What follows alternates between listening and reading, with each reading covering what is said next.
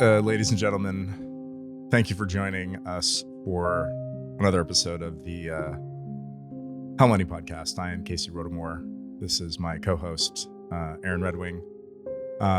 Unfortunately, we bring you very, very sad news today. Due to our recent foray into shitcoining, we have been deplatformed from Patreon. We actually don't even know if that's true. They just won't message us back. No, there's more than that, right? Like the account, when we log in, it says you violated our terms of service. It gives us a not very nice message.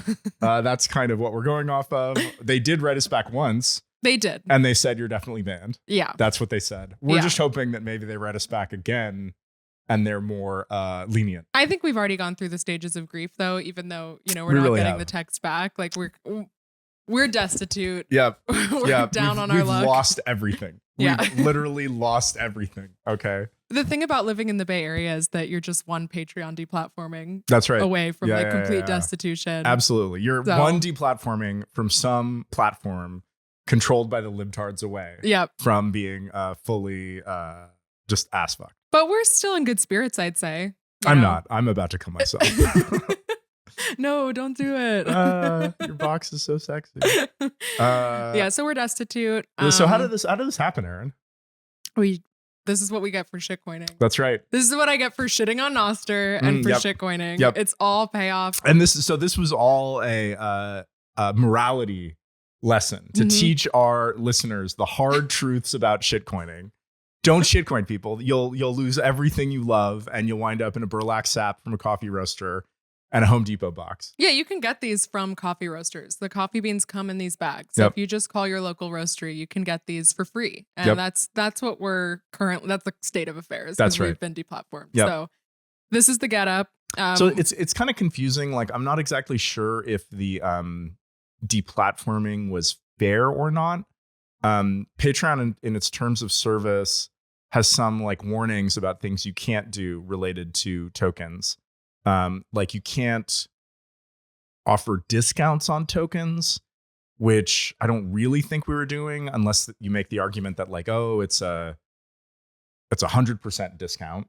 You know, that's kind of they allow you to give coins to your members. Yeah, that they refer to as creator coins, social coins. They call them creator coins. Yeah, it's so I mean.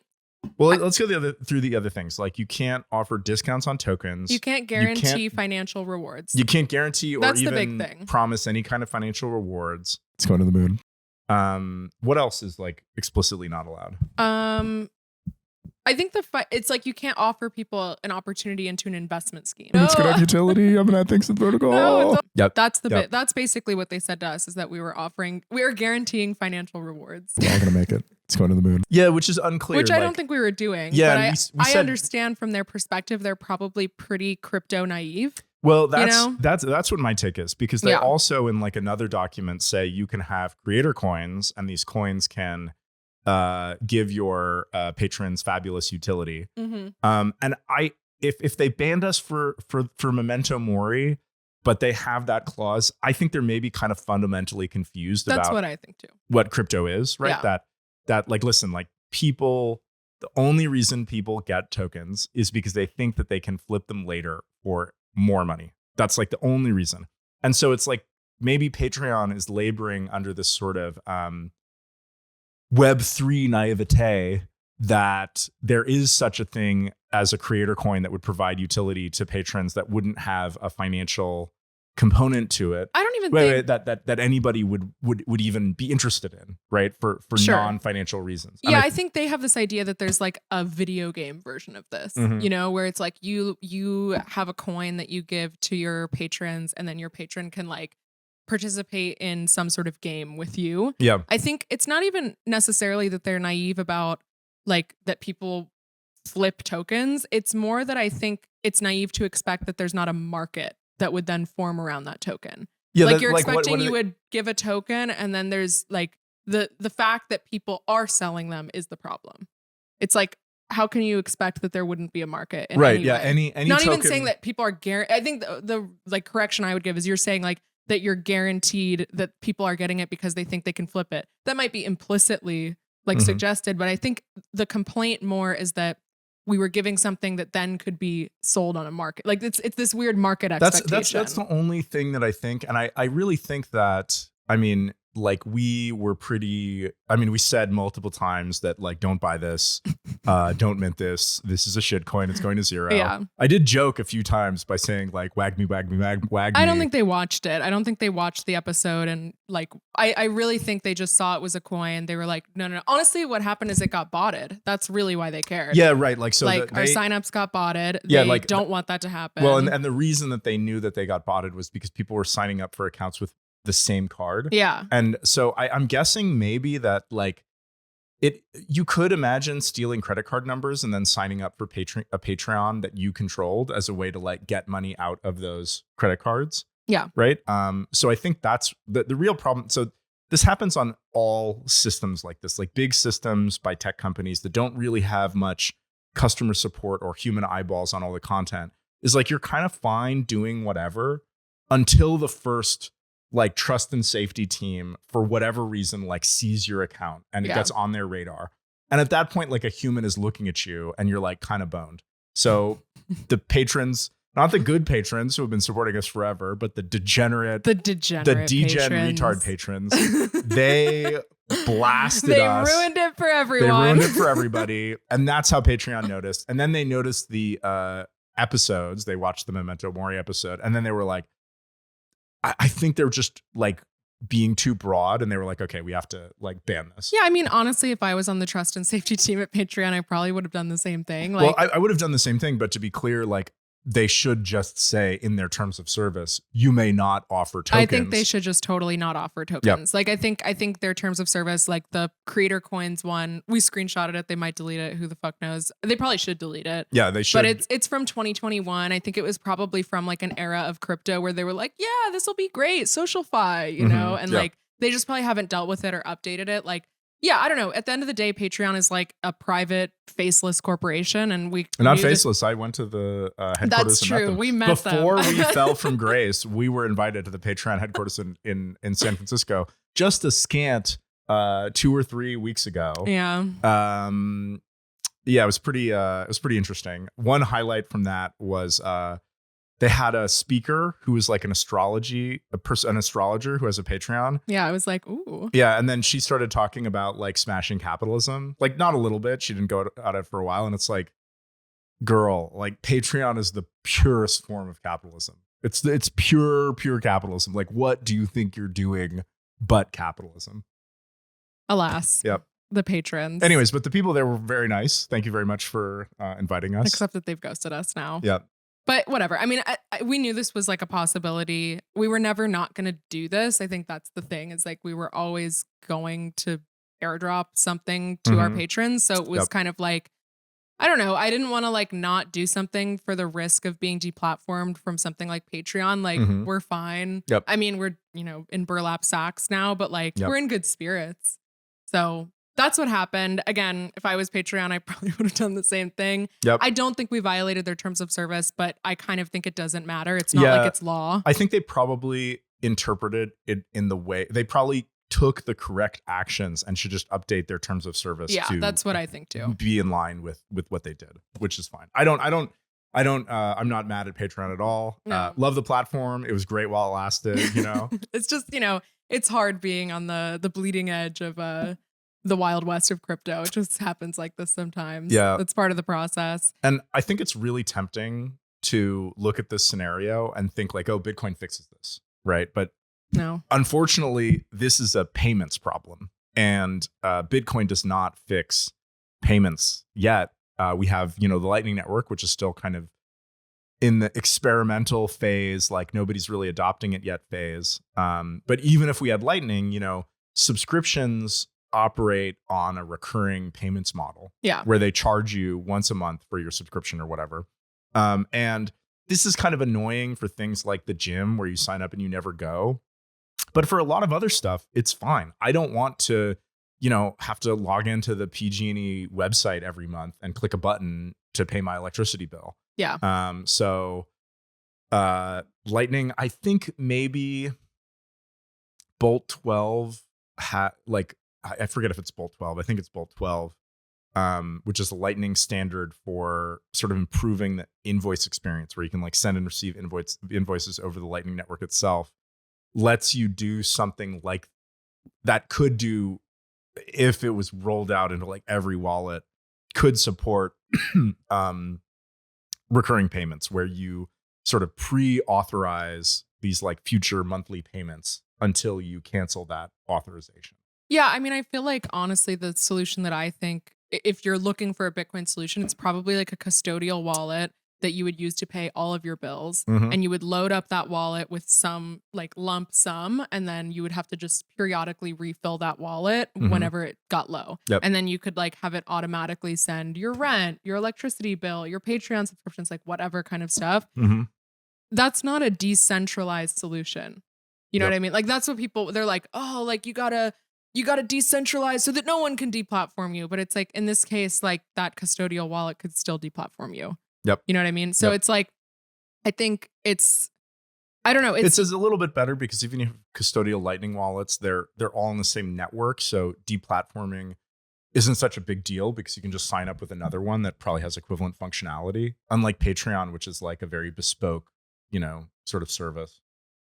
Yeah, but I mean, we'll probably just move to something else, right? Like it's kind of a similar thing. Yeah. I don't know. I think Bitcoin just doesn't really fix this, in the sense that like the push not pull technology of it. It's like you want something to just bill your credit card and it just gets paid. This fixes this eventually. Like, I mean, if Bolt 12 rolls out, it gets widely supported. Lots of everybody adopts Lightning, which is a big question mark. Like, I don't actually think that this is too hard. It's just that right now in its current incarnation, Lightning doesn't really support this, and Bitcoin isn't good for payments. And those are two things that can change, but need to change for this to happen. Yeah, I mean, the alternative model, like if you look at something like Nostr, or what was the podcasting app? Fountain. Yeah, like, there are these like Bitcoin solutions for paying creators, but they're all based on individual posts, right? So like which Patreon used to focus more on, and I believe it's still an option where you only charge your patrons when you do a post. But I don't even think that's really what people want. I think most patrons do. No, I think like you as a viewer or supporter, you want to just like set it and forget it and cancel it when you care to cancel it. And you as a creator want like some level of stable income. You want to know, this is the monthly amount that I get, and it's going to happen on like this passive basis no matter what I put out. And I think like I don't know, I just don't see that model really being flipped. Not to say that there couldn't be a Bitcoin version like what you're describing, where you have that passive payment model, but the model of like, you're listening to a podcast and you zap them sats, like that's just not an ideal thing for a creator or really for a viewer. Fountain is also just kind of incorrect on a number of levels. Like Patreon is a general service. You can post many kinds of content to Patreon, or you can just post links to content on other services. Like you can post links to an unlisted YouTube video or a private document, or you can let people log in with Patreon. The idea that it's going to be specific to podcasts and you're going to have to use a client which has non-standard features in order to access it is just crazy. Like, you want it to be as simple as possible. And like, one thing that would completely stop me from using Fountain is that I already have a podcast app that I use. It's called Downcast. It's great. It's been around for years and years and years. It's just like a nice iOS podcast app. And there's no way that Fountain, with their shitty ass client, will ever match the features that are in Downcast at this point. I mean, yeah, this goes back to our episode of like social medias and GMI, of just like, in order to get people to use your platform, it has to give people a reason to use it that's better than the thing that they already use. And when Bitcoin can't be that reason if people are spending Bitcoin to use it. Like, that doesn't have the same incentive as people like going through the hoops to acquire Bitcoin. So it's just, I don't know, it's kind of a complicated situation. Realistically, like, if someone comes up with a Bitcoin solution, great, let us know. But so far, no one has really sent anything that's been compelling to me. No. Yeah, I've been thinking about it. I don't know if we're ever going to do another shitcoin drop. What are we thinking, Aaron? Are we going to do another shitcoin drop? No, I'm promising absolutely the fuck nothing. Yeah, absolutely After nothing. all this that we've been through. And not for a long time. Because that'd really be dumping on the Memento Mori bag holders. Right. If we were like, week 2, Memento Mori, Memento More, like, let's go. So not for a long time. I probably shouldn't say that because, then people will be like, fuck this shit, I'm unsubscribing. Like, go to hell. No one's listening to the Hell Money podcast after this. Yeah. Well, that was already going to be the case. Yeah. But yeah, I mean, whatever, I think we'll just, I mean, we can talk about what we're thinking about doing next. Yep. I guess we could also talk about the airdrop itself, because the last time we recorded, we had etched, but we hadn't airdropped yet. Yeah, so I added a command to Ord, which made it into the master branch. It's not released yet, but it's the Ord wallet split command. It allows you to perform very complicated splits of runes and Bitcoin. So you create a file, a splits.yaml file, and there's a bunch of entries, and each entry is an output that you want to create, a UTXO that you want to create. And each output has an address that you want to be the owner of the output. It has a value in Bitcoin, in sats, and then any number of runes that you want that output to have.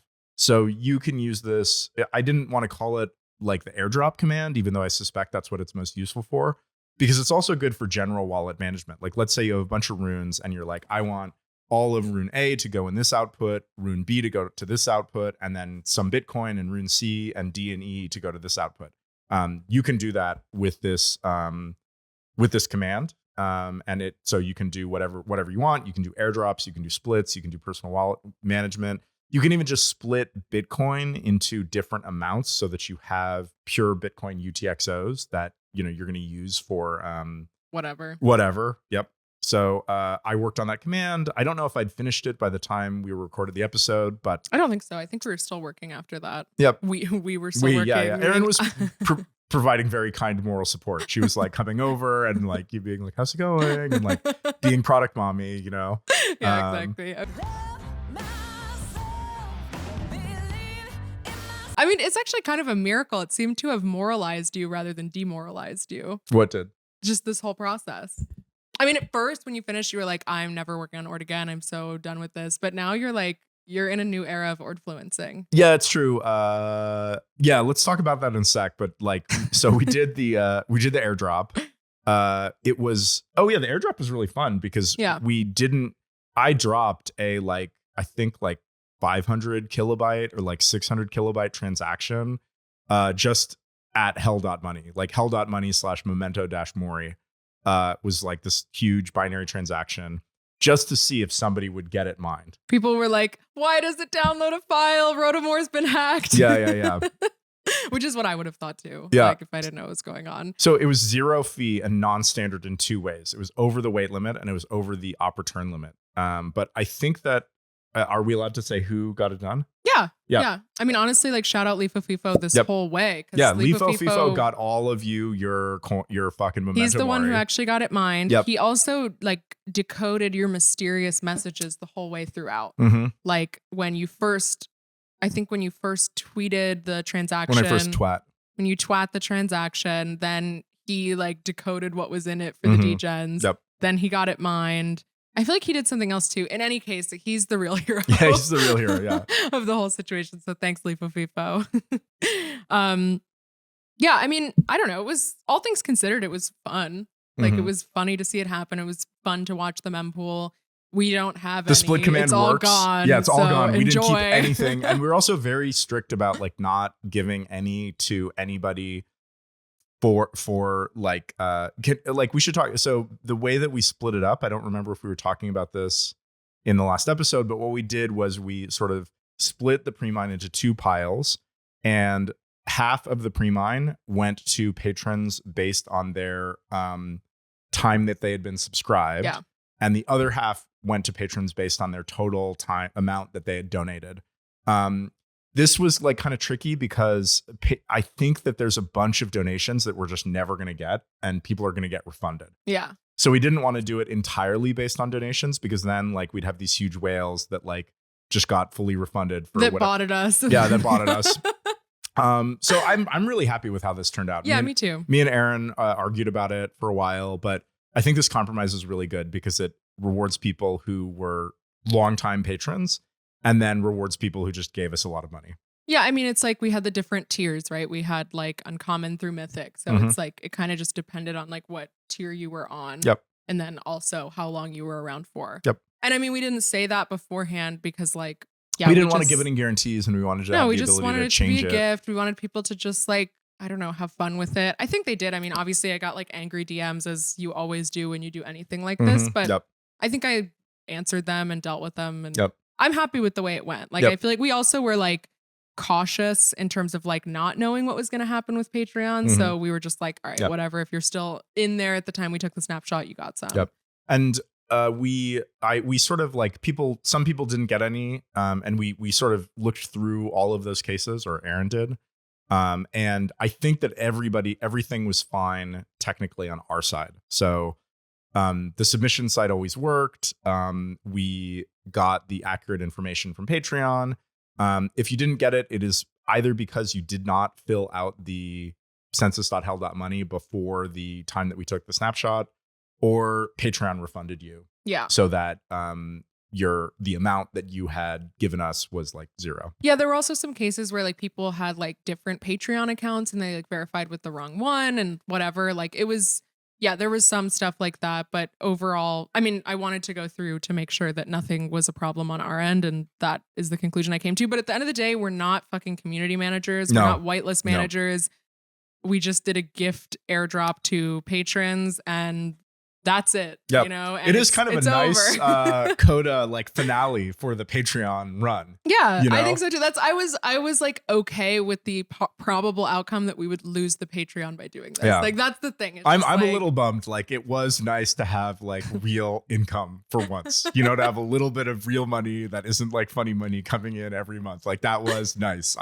I'm a little bit more upset about that than Aaron, I would say. I just have an abundance mindset. That's right. Yeah. I feel like for me, it's like attention is currency. And I also think it is though. This is you know male what I mean? Versus female. You know? It really is. Aaron's like attention is currency. Come on. I'm like, I don't know. I would rather just like do the thing that we wanted to do and like do it the way we wanted to do it than try to like appease Daddy Patreon. Yeah. Like I just think there was no way that this was never going to happen. And I do think that not being beholden to some service is kind of good. I mean, yeah, if you really can't replace that service, but I feel like if we had to tiptoe around what we wanted to do, like our content would suffer. Yeah, that's what I mean. Like, it's like, I just don't know if there's a way that we could have executed the idea, which like the idea we've had for a long time. Like we wanted to do this for a long time. And like, I don't think there's a way we could have executed it that wouldn't have resulted in us getting botted, which also just would have resulted in Patreon noticing. Well, I think we could have said like, oh, we took the snapshot.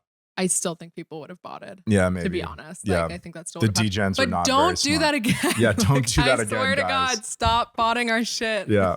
Just sign up once. It's all good, you know. Or don't sign up at all. Whatever, or don't sign up you at know? all. Like, yeah, you get the fucking podcast episodes. It's a podcast. Anyway. It's a podcast, guys. I mean, we should talk about what we're going to do next because I think we've landed on it. I mean, we're not 100% sure, but yeah, we're going to try X subscriptions. Yeah, I mean, whatever. Elon seems like if we have to go with a fiat solution, which it seems like we have to, Elon seems the least likely to fuck us over, although of course they could still fuck us over, but I think probably we'll launch it with this episode dropping. I mean, why not, right? We want to have it out so that, you know, people know like, okay, what's next? This is what's happening. We've gotten deplatformed. But like, we're not going to have some wallet sign up. We're not airdropping anything. Oh yeah. There's listen, we've done something. We're really lazy. We're not going to do something again for a long time. No matter how moralized Casey is, it's like, just sign up because you like the podcast, or don't sign up. You could still like the podcast and, you know, not sign up. That's fine too. That's fine too. Yeah. I actually, you know, you don't feel like you have to give us money, you know? We love our donators and just our viewers. Yeah, we do this regardless. Yep. I mean, I think we will probably, because I mean, we're kind of figuring out like, okay, what would the difference be between a Patreon model and an X subscriptions model? And X subscriptions is pretty new. Yep. So I don't think there's like a tried and true way of doing it compared to something like Patreon. I think what we'll do for X, because we post the podcast like every other week. That's our usual schedule. I think what we'll do is in the off weeks, we will do some sort of like Twitter space, live stream, something like that. That's like a locked post on X. Because I mean, you've probably seen that if you're on Twitter, you've seen the like subscribe to access this content type of posts. I think we'll probably like in the off weeks have essentially like a live stream that we do, whether that's Twitter space or whatever. Yep. So that's probably kind of the model that we'll go with. And it's just like one tier for X subscriptions. Also, it's not like the multi-tier option, which simplifies it. And I feel like that model I'm happy with moving forward. And I mean, we'll see if Elon takes down the Hell Money account. I'm probably going to be a lot more demoralized than I was about the Patreon. That would suck because That would that's be really sad. like our primary touchstone with our audience. He'll remove Hell Money. He'll remove Rotomore. He'll remove Realizing Aaron. Yep. We will be fully deplatformed, and only then will we go to Nostr. That's right. Yeah. No, I don't even think then. I will not go to fucking Nostr. Fuck Then that we shit. just quit. I don't know. We just go to TikTok. No, we have to get new jobs. We have to We be quit construction Ordinals. workers or something. Yeah, that's true. Yep. Just waltz on down to the Home Depot, see what we can figure out. Yep. Ordinals Meetup. You want to talk about that next? Yep. Why Okay. not? Yeah. There is going to be a Ordinals Meetup. There was one official Ordinals Meetup before in like January or February of 2023. So after a long hiatus on November 24th at 2 p.m. at Two Pitchers Brewing in sunny Oakland, California, we are going to host the second Ordinals Meetup. In dangerous Oakland, California. Dangerous Oakland, California. In lawless Oakland, California. The venue's really nice. It's sort of an outdoor beer garden. They have food. You can get beer. We rented out the upstairs space for 2 hours. Maybe if a bunch of people show up and they want to keep hanging, we can negotiate We'll to figure out whatever. extend it. Yeah.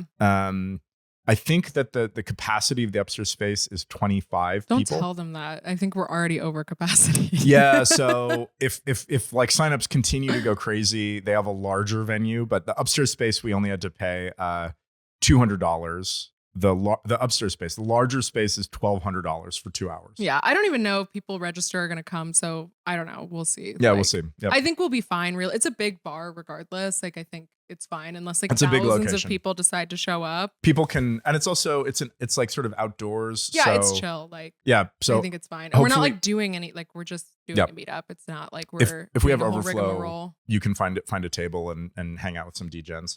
Yeah, I think it'll be fun. Yep. For some reason, you seem to be interested in engaging the community these days. This was Casey's idea. The Yeah, meetup. this is my was idea. not my Yeah. idea. This was Casey's. Well, part of it is like Casey's idea was also the demons on the flyer as well. The friendly demons, the little satanic demons. that's right. Yeah, they are Canva clip art demons. So just put that in your Canva in your PFP threads. collection coming soon. Yeah, I just, so a lot of it is that I do like events. Yeah. I do really like events. And all the time when I'm I'm traveling for some conference and there are events, I'm like, this is cool, but it's lame that there aren't events in the Bay Area. So I would like to try to figure out how to have, they don't need to be like high key events. They can be pretty chill, just, social local events that I can just go to. So I can have an event to go to like once a month and like, You can get out of the house. yep. So if this works, maybe we'll do it once a month, maybe twice a month. Twice a month. All right, whatever. You're No, gonna once have- every 2 months. I was gonna say bi-weekly. Every week, twice Whenever a week. we don't have the Hell Money podcast, we're having an in-person. Yeah, that's meetup. right. Yeah. Only for X subscribers. No, we're not doing that. We're just doing this one, and Yep. then we'll just see And then we'll how see. it goes. Yep. Yeah. But yeah, I'm sort of like I am feeling like I go up and down with how I feel in relation to the Ord code base and Ordinals. That's for sure. So sometimes I'm like, fuck this code base. It's a mess. There's so many features we need to add. Like, I don't even want to deal with it. And then sometimes I kind of get motivated. Oftentimes it's because I think of some way of doing something that is kind of clean and not too difficult. So, the split command, I think the split command turned out very nicely. I think it's very generally applicable. It's not too complicated. Recently, I've sort of been thinking a lot about collections and metadata.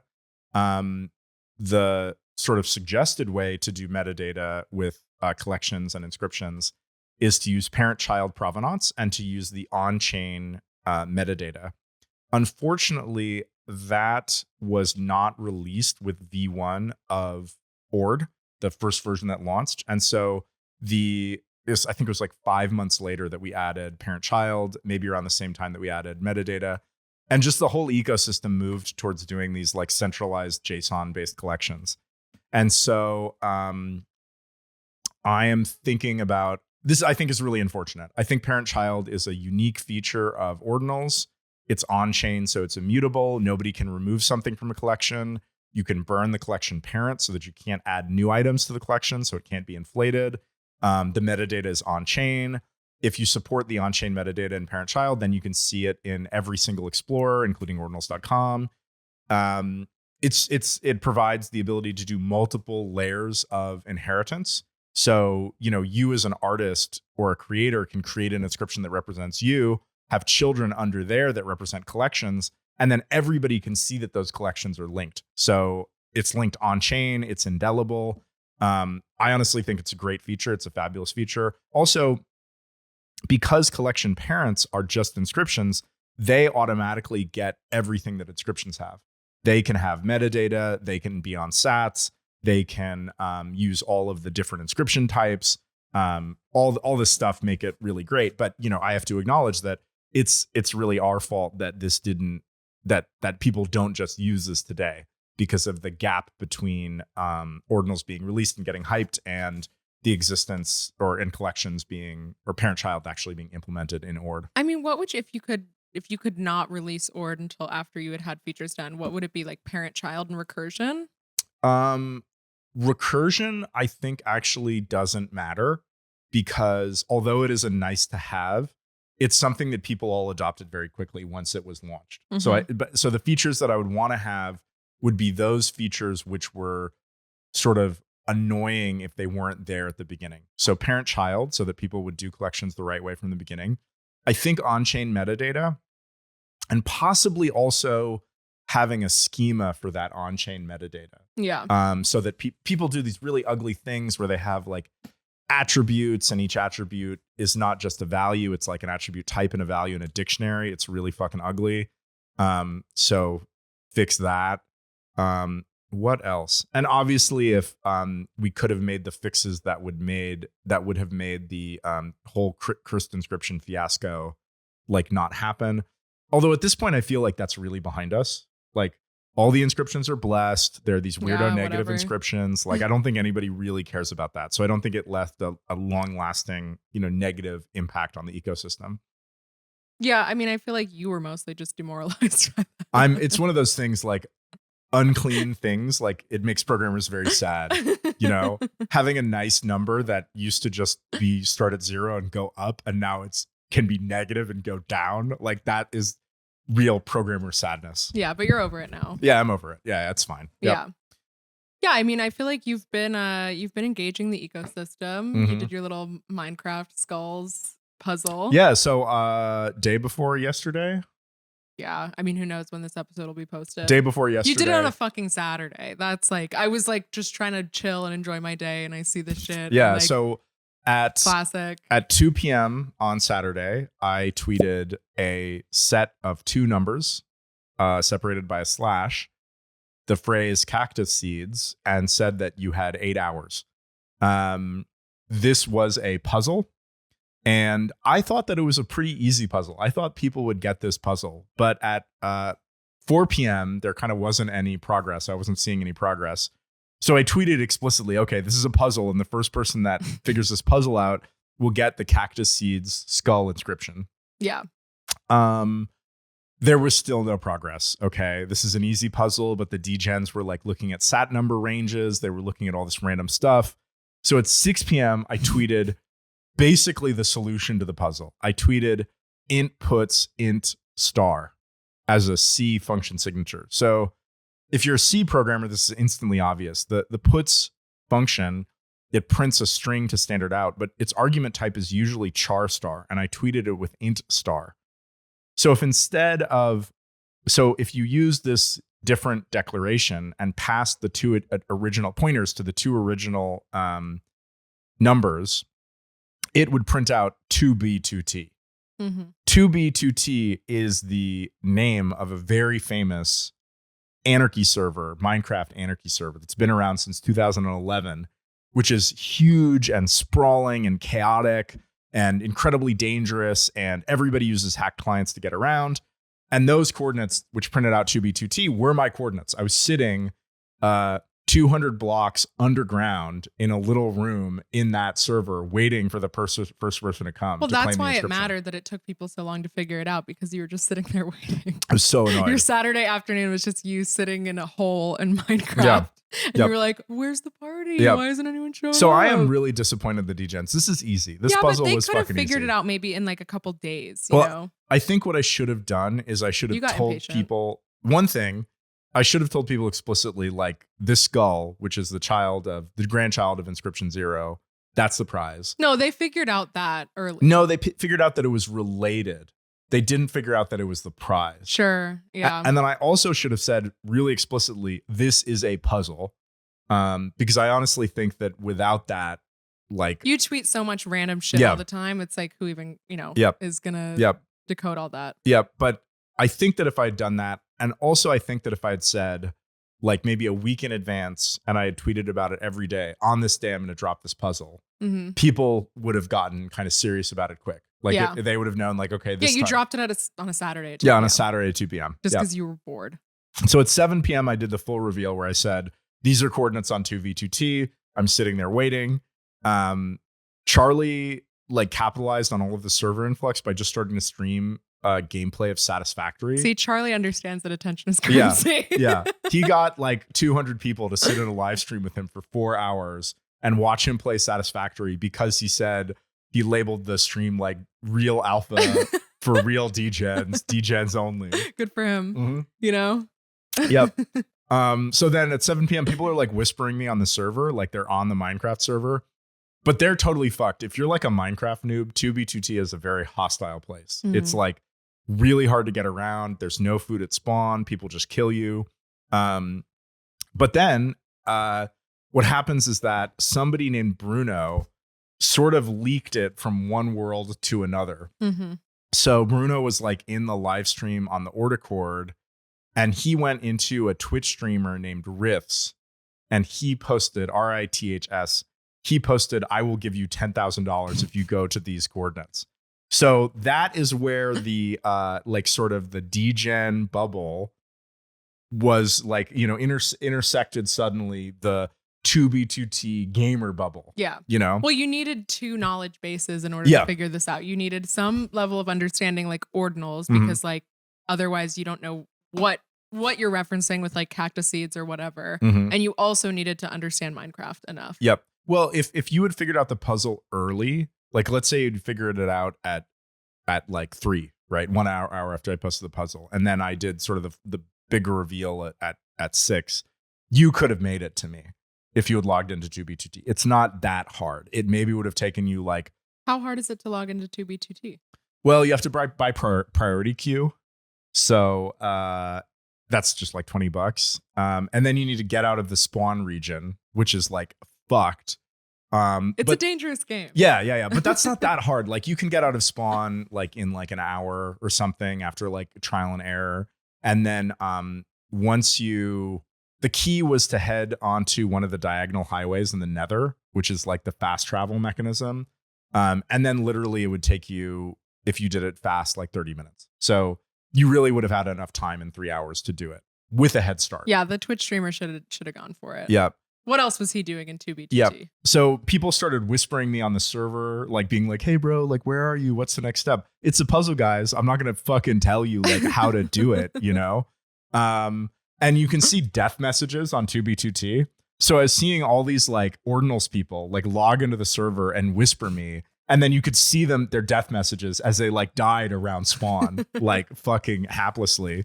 But then at 7:50 p.m., a viewer of Riff's stream, Rhino Howl, shout out to Rhino Howl, he just like dropped through a hole in the little like chamber that I was sitting in. He should have just killed you instantly. I think that's what he's thinking about doing. He thought that maybe somebody was just trolling and like was going to try to like lure the streamer there to kill him on stream. Yeah. But then I was like, what's the password? And he was like, I don't know. And I'm like, it's not too hard. It's in my original tweet, because I had decided ahead of time that I would only give it to somebody who knew that the password was cactus seeds. Yeah. Because I didn't want some random interloper who didn't know what was going on to get the skull. So he said it. And then I was like, this is 7:50 p.m. And then I was like, what's your Ordinals address? He typed it in Minecraft chat, and I the skull wasn't on the computer playing Minecraft, but I had to like log into I had to go to the skull computer and then like hand type it from the Minecraft chat. And I immediately yeeted the inscription to Rhino Howl, and he was the winner. And like maybe 2 minutes after Rhino Howl dropped, like even before I was able to send the inscription, other people dropped into the room after him. Sucks to suck. So on 2B2T, people use hacked clients because it's an anarchy server. There are no rules. And people were complaining like, oh, people use hacks on the server. Like, I got here legit. Like, that's what you like about it. That's the point of the server. That's the culture of the server. It's like, it's super fun to play with a hacked client, and it's a totally different experience. And so Rhino Howl was flying towards me using a Lytra fly, and he saw somebody who was also flying towards me, but Rhino Howl passed him because his hack client was faster than this other person's hack client. That's the free market, baby. Yep. So yeah, congratulations to Rhino Howl. Riffs and Rhino Howl jumped into the Ordicord live stream that Charlie was hosting. So we all got to talk. That's cute. Yeah, they're both like British guys. They seem really wholesome. Both seem like awesome dudes. Rhino Howl is in his first year of university. You're doxing him too much. No, I mean, like, he said this on Twitter and in the all chat. Then fine. Yep. And then Riffs is a family man. He's got young kids. I went into Riff's stream and donated $1,000 because he was like, you were really feeling your Mr. Beast. Yeah. You were being Mr. Beast feels good. Yeah, that's why he does it. You know, fulfilling your noblesse oblige. So yeah, that was dope. I think it couldn't have gotten to somebody better. People were like, "Oh, you're calling it an NFT?" Like, bro, come whatever. On. Like, don't. You probably called it an NFT to him, to be honest. And people were saying, "Don't call it an NFT. It's an ordinal." No, it's an inscription. Yeah, you fucking get retards. Fucked, guys. Yeah, get fucking retards. And also people saying, "Oh, like, you can't believe he's selling it." Bro, if the money is useful to you, fucking sell that shit. Yeah. Fucking sell that shit. I have no fucking problem. I want as big a payday for Rhino Howl as possible. I'm super happy if Rhino Howl makes a pile of Bitcoin off of this. It's an onboarding experience. Yep. I want it to sell for at least 2 Bitcoin. Okay. That's my goal. That's your goal. That's my goal. For Rhino Howl. Yeah, that's my goal for Rhino Howl. Yeah. That's fine, I guess. I don't know. I like truly have no idea. We were actually talking about this earlier. Like, I don't even know where, like, a lot of the big ticket inscription sales, like above 1 BTC, mm-hmm. do they happen on marketplaces or OTC? Because obviously I know a bunch happened early on, mm-hmm. like when people were literally just like sending Bitcoin to random people on Discord being like, can you please send the inscription to me back? Like mm-hmm. before there was, you know, sufficient marketplace tooling or whatever. I definitely remember people sending crazy amounts of Bitcoin for inscriptions. Mm-hmm. That said, the price of Bitcoin was much lower at that time. It was probably like 30,000. I don't remember. I think it was like in the 30,000s when Ordinals launched, around that. So it's like, okay, you know, do a little bit of the inflation math there. It's mm-hmm. like 1 Bitcoin of now would be like 2 or 3 Bitcoin of that price. Yep. But I definitely remember people kind of like nuking crazy amounts of Bitcoin, like OTC. And certainly things have sold in like big auctions, you know, like mm-hmm. maybe like, I don't even know, like Sotheby's style, though. I think they literally just use dollars. I don't think it, but in terms of like big ticket inscription sales, like 2 BTC plus, where did these happen? Like, do people sell this shit on Magic? Like, I'm curious for the degens because I don't think you know either. I want to know. Yeah. I also think this one is tricky because it's only 8, you know, the quote unquote collection. Mm-hmm. And it's you know, it doesn't fall into the format of collections that get a lot of attention, like 1,000 items plus, mm-hmm. you know, that are like actively promoted. I think it's an interesting kind of test of parent-child. We know that low inscription numbers are valuable. Mm-hmm. We know that big collections that teams hype are valuable. We don't really know if like parent-child provenance with interesting inscriptions is valuable. Well, this is what tipped you off to the whole parent-child thing in the first place, because you like saw that he listed the skull and you were like, why doesn't Magic Eden recognize that this is a part of the collection? I was like, such a massive fail on Magic Eden's part that they don't support parent-child. I've got to say, this is the type of shit where I don't wait, but to be clear, yeah. I don't begrudge Magic Eden Assist at all. They are a company. They're there to make money. They have the right to whatever they want. And they have limited resources. They've got to decide like how those resources are spent. I think that parent-child is pretty easy to support. So I would just support it. But you know, I think we as the devs have to do more to make them want to support it. Yeah, I think that's definitely true. I mean, I feel like It's something you literally didn't notice until you decided to do a Minecraft puzzle around it. Like No. that's the thing. I feel like that's why I think it's good that like I psyop you and Raf into doing these types of things, because like like you ended up having to do the JSON upload thing to Magic Eden to get them to recognize the Skulls collection. It would be great if instead you could just say, here's the parent, this is the collection name, just auto populate. Yeah. Even if you have to update, doable. Even if you have to update the metadata manually, because they don't support on-chain metadata, which is a little bit more complicated. I think we do need to have a schema that they can follow. It's just kind of less work to identify. That's what I think too. I mean, I guess the idea is that it's work to implement it and there's not enough payoff for them to do it. Mm-hmm. I would like them to do it. I think that would be, it just would be cooler. I think if things auto updated with like new children coming in under a parent, you know? Feels a little bit more true to form. So many things are like this. Like something will be like bad and everybody complains about it. A lot of the time I will fix it. I have fixed things that people complain about, but then I'll just kind of like not pay attention to it. And then like months later, I'll like try to use it and I'll be like, oh, this is shitty. And then I'll like be like, all right. And then I'll just fix it immediately. Yeah. It's frustrating. Like we don't have the level of, as a really good example, I had like deleted the Skulls wallet from my computer and I had to restore it to an Ord wallet. Mm-hmm. Like I had the seed, but it wasn't on a computer, and it triggered a full, rather lengthy rescan of the blockchain to locate the inscriptions, and or they didn't show up immediately. It didn't trigger a rescan. And this is like bad behavior. If you're restoring a wallet, it should by default trigger a rescan from the beginning of time. Mm-hmm. But our wallet just didn't do that. And so I made a very simple PR to make it rescan when it's restoring a wallet. And this is an issue that had been opened for a long time. I think like March of last year, somebody complained about this, that things didn't show up in their wallet.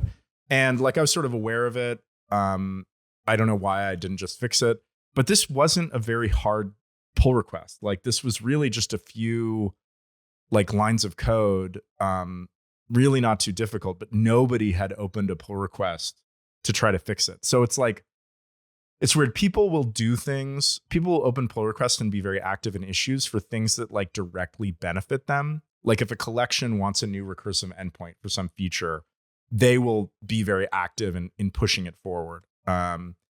But if it's simple things that are just quality of life improvements, it's very rare that somebody will contribute those. Yeah. And it kind of makes sense that then, I don't know, like, I mean, it doesn't apply for this situation, but it makes sense that somewhere like Magic Eden doesn't really care about those things from their own perspective as well, right? But I mean, the fact that you're doing your weird little puzzle games gets you interested. That's good. We're not going to do another Hell Money Pod thing probably for a while, but I am going to do some sort He's doing more puzzle games. Skull thing. Yeah.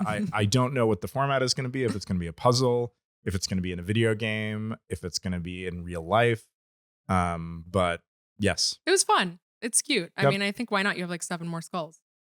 Yep. Right? 7 more skulls. Yeah. That's so, right. you know, just I've got to burn the parent skull. Yeah. Not the Genesis inscription, but the collection parent, to guarantee that no more skulls will be added to that collection. Mm-hmm. And I actually have a PR open that this is another example of like fixing things when they annoy me, so that you can include metadata when you burn an inscription.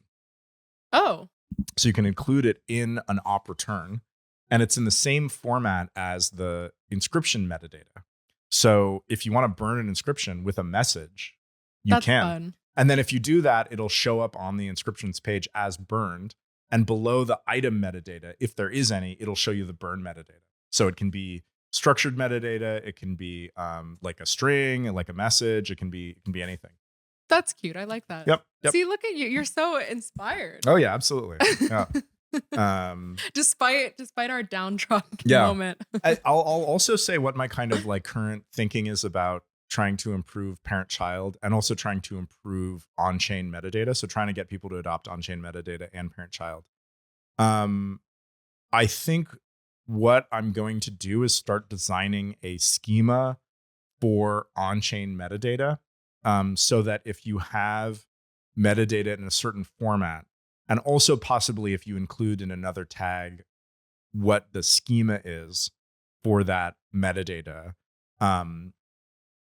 Ordinals will Ord will display it as a collection.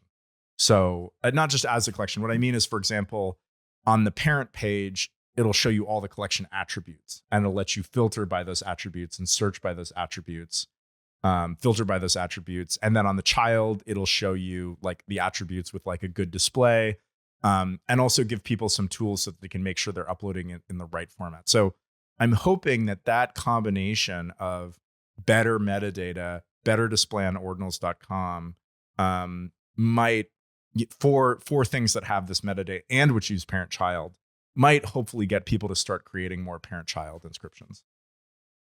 That's the challenge, Degens. Yep. That's the call to action. Yep, call to action. And also the puzzle game. Yep. I mean, that's kind of unrelated. Yeah, but I think that if I do have a puzzle, I will announce it in advance. Yeah, so you everybody should. can, and I'll also like hype it. I'll like announce it a week in advance and then hype it every day for the next week so that people like all know that it's happening. Yeah, and also you needed to be somebody who was like, I think a programmer would have solved this pretty quickly. Yeah. And then also or like make it so that it has multiple steps, and like maybe I'm not really explicit about what the first step is, but then when people figure out the first step, then I start dropping more hints. Yeah. Yeah. I'm excited for your Mr. Beast era.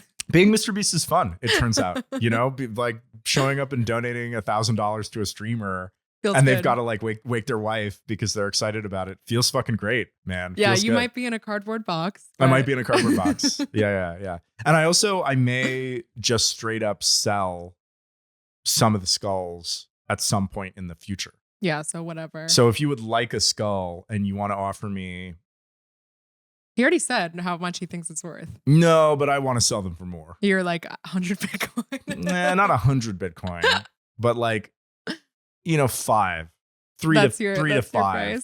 You want to offer me 3 to 5 Bitcoin. If you want to offer Rhino Howl some Bitcoin, I've told him that under no circumstances he should accept less than 2 Bitcoin. So if you want to, but of course he's free to do what he wants. he's free to do what he wants. Rhino but, Hall, just do whatever. Yeah, do whatever. Do whatever, bro. Yeah, but if you want to give Rhino Howl an offer, he's Rhino Howl on Twitter. And you can find the cactus seed skull. Just go to Inscription 0 on Magic Eden, click the first child, and then click the I think it's like it'll show in the neon collections. colors. Yeah, it shows like which one's listed. Yep. And then put in an offer for like 2 Bitcoin. Maybe he'll accept it. Maybe he'll accept it. Yep.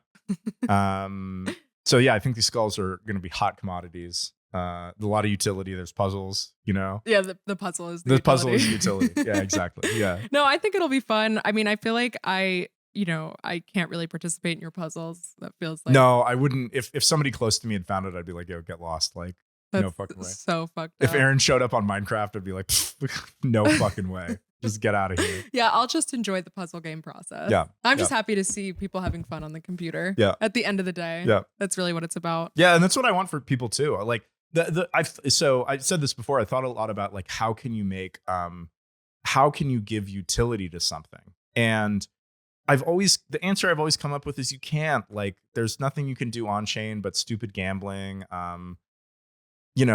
NFTs have some like quote unquote utility in that they're colorful, they're fun, they're interesting. But the only way that I've thought of it that you can kind of make these things fun and interesting is maybe doing things like this, like doing puzzles, doing treasure hunts, because the puzzle and the treasure hunt is itself like fun to participate in. Yeah. Yeah. Yeah. Yeah, I agree. And it also gives, for an inscription, it gives like sort of mystique. This is part of the history of the cactus seed skull. Yeah, indeed. No, I think it's fun. I hope that I don't know if you're going to do it on Minecraft or whatever again, but I hope the Minecraft community gets activated. It's a good onboarding experience for the Minecraft community. Yep. Absolutely. Get with it. Yep. Do we have anything else we need to talk about? Election predictions. I don't even have. I mean, well, I think this will be posted after the election. Yeah, realistically, definitely. so we can make predictions and then we can see how wrong we are. Yeah. Which is what we did for the Runes launch too. I don't remember how right we were about the Runes launch. Yep. I think I guessed the fee rate close. Yeah, you guessed like 300, and it was, I think, like 100 to 1,000 over the course of the whole mint. Yeah. But in any case, the election's tomorrow. I voted. Casey doesn't vote. No, voting is stupid, and you shouldn't. The only reason to vote is if you personally find it fun. I do. Because your vote doesn't matter. No. People get really upset at you when they say that you don't vote. But then, like, if you ask them, well, how much would you pay me to vote? They say 0. And it's like, people's brains don't turn on until incentives are involved. But when they're involved, then they turn on very quickly. So people can have this very split brain thing when they're just thinking about it from some sort of like stupid, like morality. Like, I shouldn't even say morality, because morality also applies to things like whether you should kill people or not. But like, when they're doing it based on vibes, they're like, oh, you should vote. It's so important. But then the instant they're like, would you pay me $1 to vote? They're like, no. Their brain just immediately like turns on, yeah. you know? Yeah. Yeah. I mean, actually, the real reason why we were deplatformed from Patreon is because you fucking endorsed Trump on the last episode. Did I endorse Trump? Yeah, you kind of did this like, yeah, you know, Biden's been so bad for crypto. Yeah, well, despite never voting. I've sort of figured out like how one component of how I feel, which is that I'm so like traumatized by the Democrats and by wokeness, which like made a lot of like social interactions and living in the Bay Area just really unpleasant. Yeah. Which honestly, Trump presidency will probably actually make worse than the alternative. Exactly. Yeah. But it's like 2 years into the president after Trump, wokeness kind of receded. You know? I don't know. It's kind of weird. I mean, like, so we're in the East Bay, and it's kind of interesting. I did vote, and in California, you vote on a lot of shit. Like, it's like pages and pages of stuff to vote on, and obviously the president is the least important one because it doesn't California's going to Kamala no matter what. Yep. So, it is kind of interesting in Oakland and in like the county that we're in. There are all these like recalls and like dramatic sort of, because it's Democrat on Democrat violence here. So like, it's not like there's no Republicans on the ballot. Oakland has a DA who's basically like Chesa Boudin level, who was a really terrible DA in San Francisco, basically like just let the criminals free, like full on communist. And so there's been a huge rise in violence and property crime in Oakland. I don't want to be one of those people who's like, oh my God, it's like a third world country. It's not. It's definitely not. Yeah. It's not. It's a little bit worse than it's been before. Yeah. It sucks, but you know, it's not like, oh my God, you know, I don't fear walking around. Like, it's fine. But this DA it's because of this DA. And the mayor is like basically just sort of like a normie lady who like just gets on board with whatever. She's not like as bad as the DA. Well, she kind of fucked up because, so it's interesting, like, so both of them are facing recalls this election.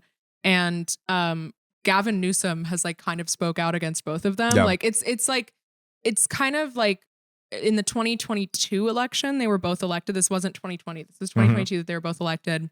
They were elected on this very like, anti-police, defund the police kind of platform.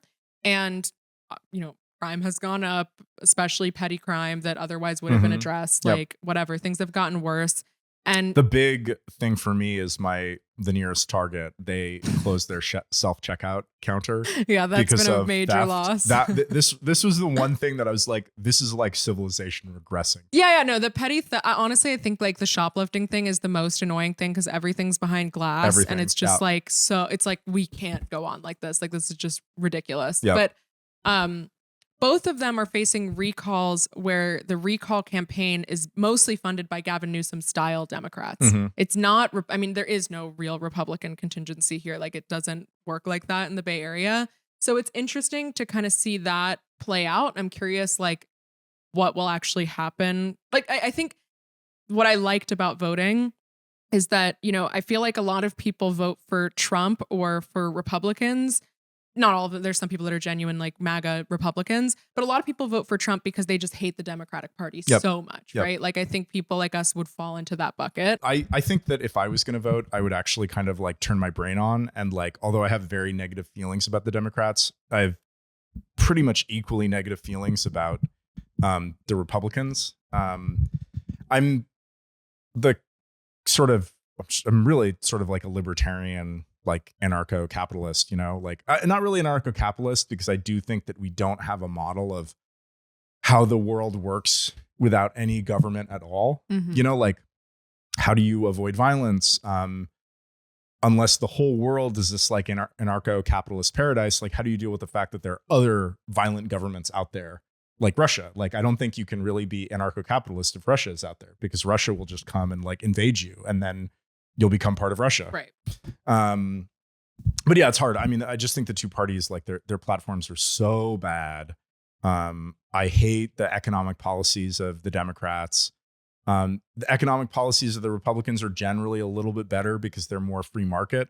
But at the same time, it's not like they spend less on government shit than the Democrats. No. Like, if you look at spending under the Republicans and the Democrats, it's basically the same. Goes to proportionally different things. Yeah. That's really all it is. I mean, the reason why I said that is just like, I think there are people that are tempted to vote for Trump or are voting for Trump because they hate the Democrats, not like because they hate the Democrats that much. And I think like what's interesting about voting in the Bay Area, because you vote on so much shit and because it's assumed everyone's a Democrat, you actually can see the dynamics within the Democratic Party have to play out. Whereas like, you know, on the national level, if you kind of have this like two-party binary where it's either like you're voting, I mean, essentially like in this election, people are talking about the border and they're talking about like trans stuff. Yeah. Like it's kind of like these issues that are like divided along the red and blue lines. Whereas in Oakland, like I'm voting on like a defund the police versus like a more tough on crime thing within still the Democratic Party. So it's kind of, I'm curious to see how the election plays out in the Bay Area, because I feel like the type of change that I think nationally people would like to see from the Democratic Party does happen in the Bay Area, for better or for worse, right? You get things like defund the police, which a lot of people in the Democratic Party would love for the Democrats to embrace, right? But you also get like the reaction to that. And so like, it is kind of fun. I mean, I feel like, I don't even know, like if I had to figure out like where I fit politically, like I am politically homeless, you know, like Same. There's no real fit for me. I think it's more that like I'm interested in the way that like politics reacts to society. Like it's a barometer on society. And then like you can kind of like fiddle with the knobs and see how things work. And like, I mean, you really did competitive governance pill me, like however long ago that was now that we were talking about it. But like a lot of what's on the ballot for Oakland is based on Emeryville's successes, for example. Like that's what like several people are running on, is like, I, you know, was the mayor of Emeryville and because I mean, for those, this is such like Bay Area, like internal conversation that's going on here, but basically like, you know, there's all these little towns and cities within the Bay Area that are all very different from each other. Yeah. Like, and like the Bay Area, you can drive from like really like, I don't know, like, you know, Vallejo or something all the way south to South San Jose, driving like an hour and a half, and you're never outside of a city. Yeah. But they're all different cities that just abut. Very different cultures, very different like vibes. It's something that I love about living here. It also like the nature is that way too, right? Like you go to like 10 different temperature degrees, like when you drive through the Bay Area. Like I think because of that, it's like you have all these different areas in the Bay Area that have experimented with different models, and you see what works and what doesn't. I think, you know, Oakland and San Francisco are essentially the examples of like the progressive radical left for the most part. And then you kind of have Emeryville that's like sort of seceded and done its own thing. Emeryville is very small. It's surrounded by Oakland and Berkeley, but it's actually kind of markedly different. Like it's much cleaner. It's much safer. There's much less homelessness. And they actually do manage to build new housing. There's like some industrial and commercial stuff that's gone up. So like it is really different. Like the main way that it's different visibly is that it's cleaner, and that I don't think that Emeryville is cheaper because they've built more housing, because ultimately they're still part of the greater Bay Area housing market that is failing to build housing, but they just build a lot more housing. Yeah, I would say the key differences are like Emeryville is like tougher on crime, whatever that like means. It's just like not as much homelessness and crime. And it's well, I know what it means is that if you are homeless in Emeryville, they will tell you to go somewhere else. Yeah. Like I would say like there's that aspect, and then Emeryville is YIMBY, whereas like Berkeley is extremely NIMBY. So it's like you kind of see those two things playing out right next to each other, and I think it's cool that there's such difference. It like in California, you vote on like 90 things when you vote. There's a lot of like there's a lot of propositions, and like it's much more direct democracy, which has issues as well. But it does mean that things can change, and that you can have marked differences between places that are quite close. And you can see this policy was successful here. Maybe we should do it here. And I feel like that's something, because I grew up in Pennsylvania. So it's like, it's interesting to see the difference where like, if I was a Pennsylvania voter, my presidential like ballot would matter so much, right? Yep. Like it would matter. I mean, it's like infinitely more than my ballot matters here, right? But in Pennsylvania, I vote on president, senator, congressman. That's it. You vote on 3 things max. You don't even vote on all 3 of those things every single time. Yep.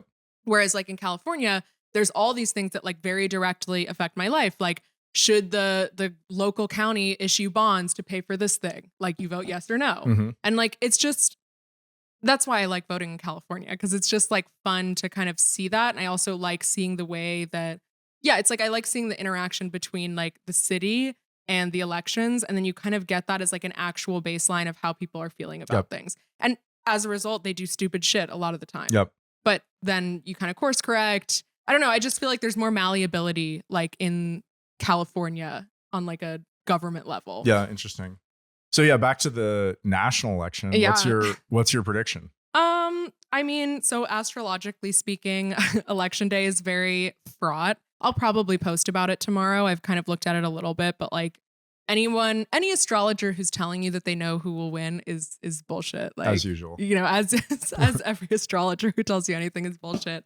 But like the election day chart is like so fucked. I mean, to boil it down, it's basically like there's the malefic planets and the benefic planets, good planets, bad planets.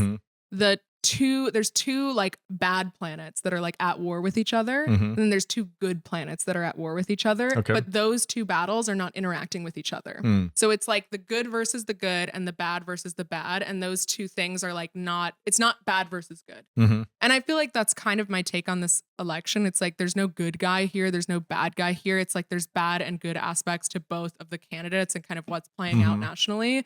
And I think there's also like, I mean, this is now not talking astrology, but more just thinking about the election from like my real world perspective.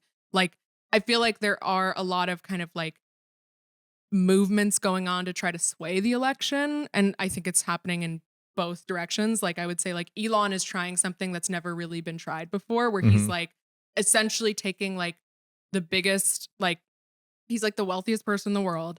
And he owns like a huge media platform. And he's actively endorsing, campaigning, and like putting money into a candidate. Like, for as much as anyone on that side of the spectrum wants to complain about like the legacy media being bought and like the New York Times being a propaganda machine, it's like that is what Elon's doing. Like, that is actively what Elon's doing. And so like I feel like you have that aspect that's new. And then I think the Democrats are also, as always, doing their shady shit. You know, I mean, whatever, to not get too conspiratorial. I just know a lot of people in Pennsylvania who've gotten weird texts telling them like incorrect polling places and shit like that. And like, that's, in my opinion, the Democrats that are doing that, maybe the Republicans as well. But I feel like there's just like a lot of weird forces going on. And I think it kind of seems to me that both sides are kind of prepared to declare victory no matter what happens. And so I don't know, at the beginning of the year when I was talking about the astrology, I said this election has like end of democracy vibes. I feel like that's kind of the vibe. Like, I don't know who's going to win. Same. I have no prediction. It's a toss up. Statistically, it's a toss up. Like, there's no way of knowing. But I think like in 2020, the style of Trump, like, you know, saying that the election was rigged, whatever, I think both sides are going to do that this time. I actually don't. That's my prediction. That's what I think is going to happen. Is I think like they're both going to kind of be like, no, we actually won. And then there's going to be like narratives fighting. And it's like, I don't know what narrative will win. That's sort of what I think is going to happen. It's my prediction.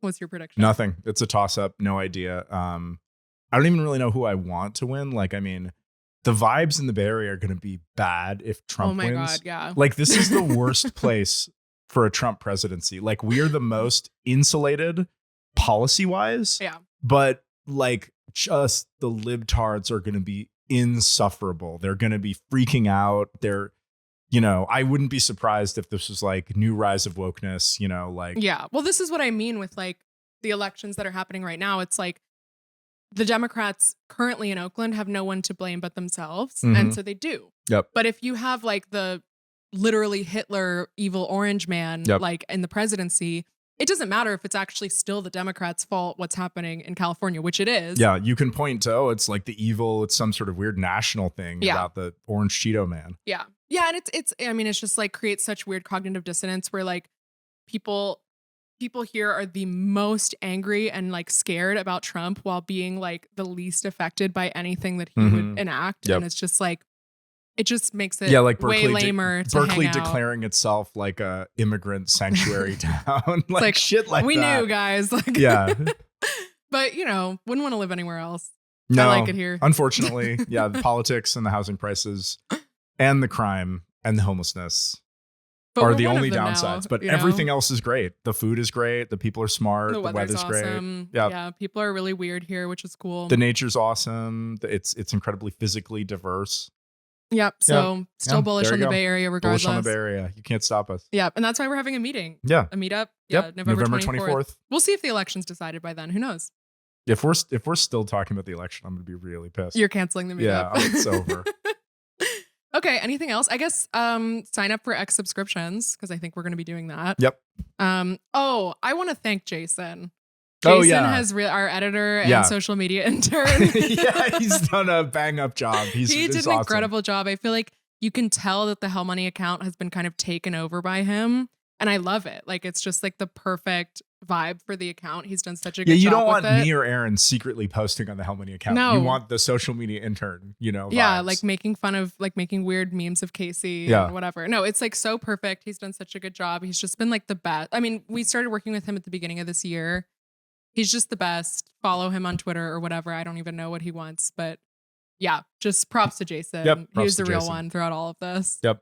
So, yeah. All right. I think that's it. That's all. Thank you for joining us. Hopefully our condition does not deteriorate further by the time you see us in the next episode. But no promises. If there even is a next episode and we don't both die of fentanyl overdoses or something. Right. They deplatform us. Yeah, they deplatform us from life. Yeah. Yeah. You die in 2v2t, you die in real life. That's right. Yep. Yep. Yeah, stay posted for more puzzle games. Yep. Yeah. Bye, everybody. Bye.